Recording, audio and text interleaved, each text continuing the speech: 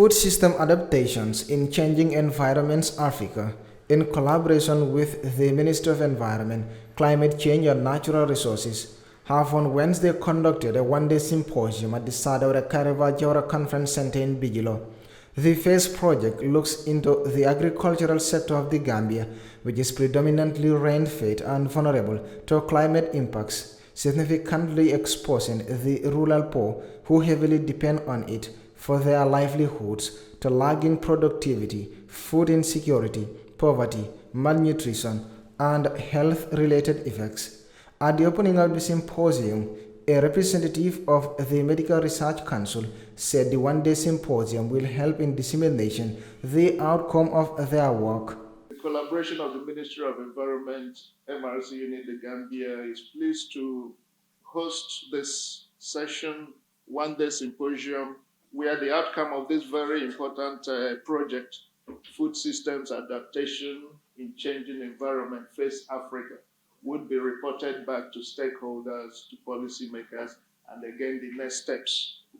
Everybody knows with the recent disruptions in the world system by COVID, by the political situation in Ukraine, that food security is important and should rely mostly on what you can do in country. On behalf of the Minister of Environment, Climate Change and Natural Resources, Ibrahim Jawara says his ministry is open to novel and practical solutions to climate change.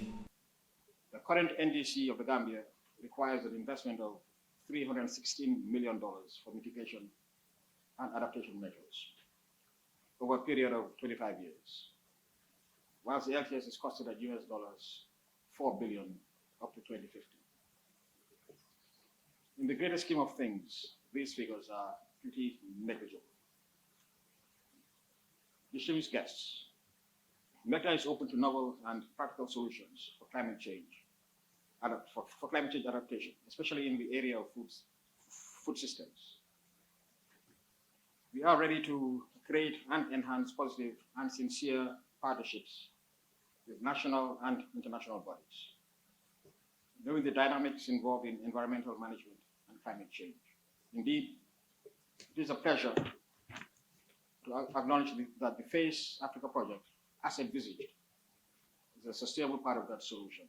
The project team's recommendations for ensuring sustainable food systems in the country, including policies that enable farmers to access and utilize fertilizer, reduce water stress, and adopt climate-smart agricultural practices that will significantly improve crop yields. Reporting for Kerr, Fatou, I am Buba Gajigo.